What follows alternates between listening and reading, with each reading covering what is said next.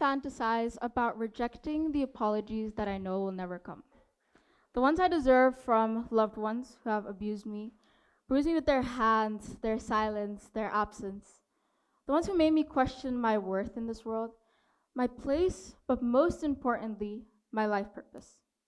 And yet, their absence still echoes, unfinished, unresolved, and like a sentence cut off mid breath.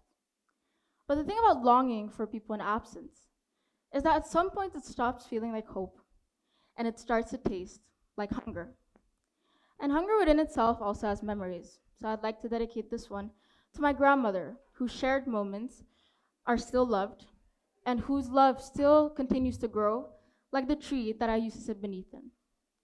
So, like I said, I used to love sitting beneath my grandmother's mango trees. Its branches outstretched like arms, its fruit golden and ripe. She used to tell me, you know, Amavi, the sweetest mangoes grow after the hardest rains. It was until I went through the hardships and challenges in my life that I began to know that she meant something way deeper than the fruit itself. The pain in our life can too be a kind of planting. And as for our life purpose, like the sweetest mangoes, it's not something that comes easy to find. It's something that we plant and we grow from everything that we have survived. So, with this being said, and from this memory, our life purpose is something that doesn't come knocking on our door. It's something that we grow from the challenges that we've been through. I loved sitting beneath my grandmother's tree, listening to her gossip from the elderlies in the neighborhood to playing with families and friends. Yes, the sweetest mangoes grew after the hardest rains, but she told me one more thing. You can make the mango even sweeter if the tree grew in patience. Now, I was very stubborn as a child. Some may argue that I still am. And one early morning, I really wanted a mango. So I took one that fell at an early stage. It was small, bitter, green, and unlike the tree itself, I was impatient.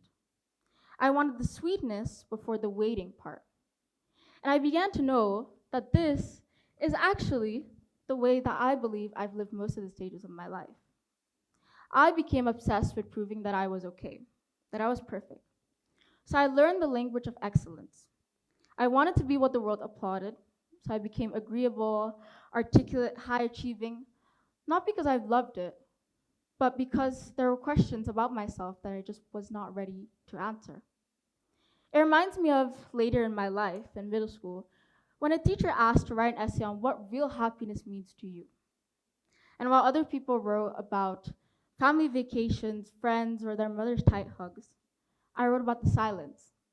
The silence that happiness brings me after a long day of performing and trying to be perfect, thinking that this was the only format in order to achieve success in life.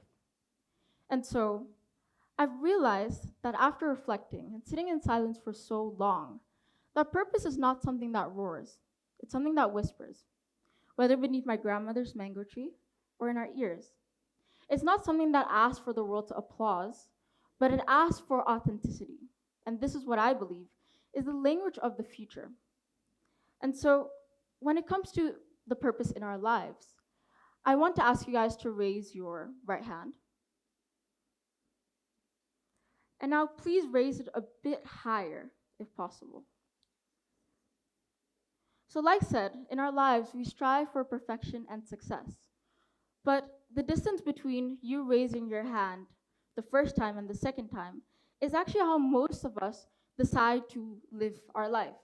We decide to perform through our life, basically crafting identities that protect us rather than reflect us.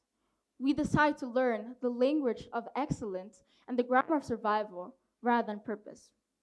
So, after all the hardships and challenges that I've been through in my life, I began to realize that my own life purpose is to be the person that I once needed, to let my wounds be reflected as a mirror, letting other people know that they shouldn't be ashamed or silenced, letting them know that they too are allowed to heal with what they've been through, such as the main events in my life, such as my dad abandoning my family, or growing up in a culture where women's voices were taught to be unheard rather than actually communicating what we feel. When it comes to our life purpose, just like raising your hand, raise your life in order to form its purpose. Yes, leave some room for that perfection that you're striving for or success. But once we find our life purpose, we recognize that it's actually the intersection between our deepest pains and our deepest passions. So ask yourself, what makes me happy? What makes me sad? What are things that I cannot run away from? Your life purpose is the language of the future, and it starts to whisper in all our ears once we start to reflect on ourselves. Thank you.